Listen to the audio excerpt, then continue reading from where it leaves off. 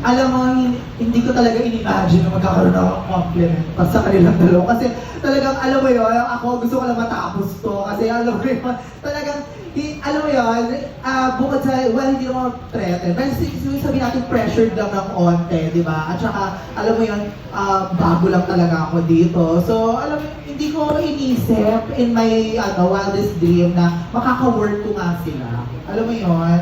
Talagang blessed talaga ako, I guess, this year to be working with my idols, to be working sa mga nilook up ko talaga. And alam mo si Mama kasi, ano ka na eh, nanay ka na ng LGBT. Alam mo yun, talagang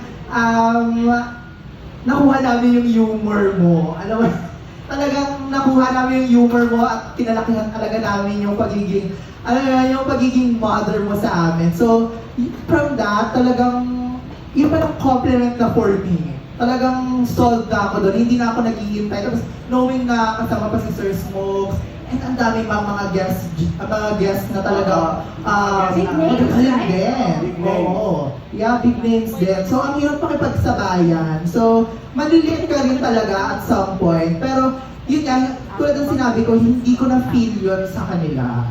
Hindi ko na feel yun sa production and everyone. It's a safe space, di ba? Sabi ko may letter F, di ba? Medyo may issue tayo. Bila, huwag kayo nagbibigay na.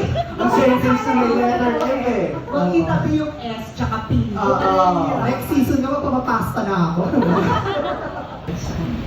Since Para nagsisimula decision ka, hindi mo ako hihingi. Yes. Sabi nga niya, nagsisimula kang komedyante, ang advice ko is tapusin mo. Huwag ka nang binilid ang dalawa. Binilap mo eh. Huwag ka nang binilap mo siya eh. Oh my God. Ang advice ko lang is, be loyal to your brand. Because doon ka nila unang minahal. So, stick ka lang doon sa brand mo. Huwag mo masyadong lituhin yung audience mo. Kasi, pag nilito mo sila, hindi rin nila alam kung saan sila kakapit. So, stick to your brand and gain the loyalty of your fans because you're gaining a lot of fans now that you are starting to be more present. Thank you, Mama. Yes, no? Kagaya rin ng yung pinayo sa akin ni tatay noon, ni Tito Dolphy, ang pagpapatawa ng tao ay isang seryosong trabaho. Hindi porket nagpapatawa ka, nilalaro mo lang ang comedy. Kailangan may utak ka rin sa pagpapatawa na kailangan wala kang sinasaktang tao and at the same time, napapasaya mo yung mga tao. Mahalin mo ang trabaho mo. Yun. Thank you, Sir Smo. Alam mo, sobrang happy. My God, hindi ko alam na ganito pala magiging eksena namin today, ha? Oo. Mag-fish lang pala ako ng compliments. Oo.